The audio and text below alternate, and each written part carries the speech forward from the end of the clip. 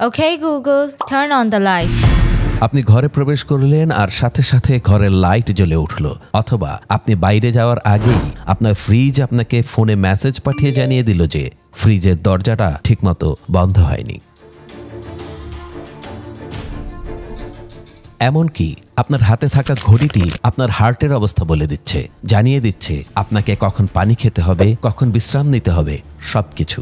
এটি একটি অদৃশ্য শক্তি যা আমাদের চারপাশকে প্রভাবিত করছে।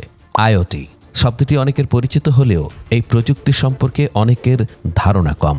আইওটি হচ্ছে ইন্টারনেট অফ থিংস। 1982 সালে কার্নেগি মেলন বিশ্ববিদ্যালয়ে একটি কোক ভেন্ডার মেশিন প্রথম ইন্টারনেটের সাথে যুক্ত করা হয়।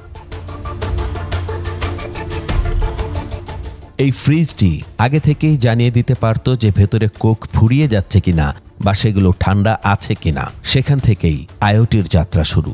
বর্তমানে বিশ্বে 30 বিলিয়নের বেশি আইওটি ডিভাইস আমাদের জীবনের সাথে যুক্ত হয়ে আছে। 2030 সালের মধ্যে এই সংখ্যা হবে 75 বিলিয়ন, অর্থাৎ 5 বছরে দ্বিগুণেরও বেশি। আইওটি কিভাবে কাজ করে? টেসলার রোবট অপটিমাসের কথাই ধরা যাক। এই রোবটের একজন যে কাজটি শিখবে, ইন্টারনেটের মাধ্যমে অন্য অপটিমাসকে সেই তথ্য পাঠিয়ে দেবে। ফলে অন্য রোবটদের নতুন করে কাজটি শিখতে হবে না, স্বয়ংক্রিয়ভাবেই তাদের কোপত্রণে সেই অভিজ্ঞতা সেভ হয়ে যাবে। এটাই হলো ইন্টারনেট অফ থিংস, অর্থাৎ ডিভাইসের সাথে ডিভাইসের আন্তঃযোগাযোগ। বাংলাদেশেও আইওটি প্রযুক্তির এই জাদু ছড়িয়ে পড়েছে। 2023 সালে রাজশাহীর কৃষকরা আইওটি সেন্সর ব্যবহার করে 20% পানি সাশ্রয় করেছিল। 2024 সালে ঢাকার কয়েকটি রাস্তায় ট্রাফিক সিগন্যালে পরীক্ষামূলকভাবে আইওটি চালু হয়েছিল।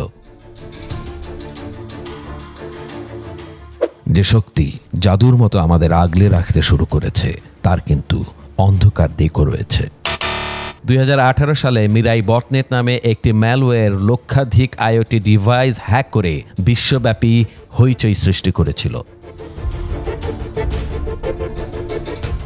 যেহেতু আইওটি ডিভাইসগুলো আমাদের জীবনের সাথেও সংযুক্ত, সেহেতু আমাদের ব্যক্তিগত তথ্য ঝুঁকিতে পড়তেই পারে। তবে এখন নিরাপত্তা জোরদার করতে ব্লকচেইনের মতো প্রযুক্তি ব্যবহার করা হচ্ছে। আগামীতে 6G নেটওয়ার্ক আইওটিকে আরও শক্তিশালী করবে। বাংলাদেশও পিছিয়ে থাকবে না এই প্রযুক্তির প্রতিযোগিতায়।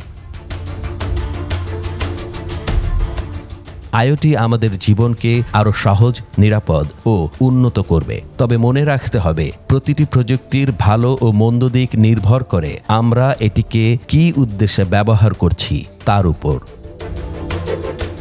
মোহাম্মদ নেসার, বাংলাদেশের খবর।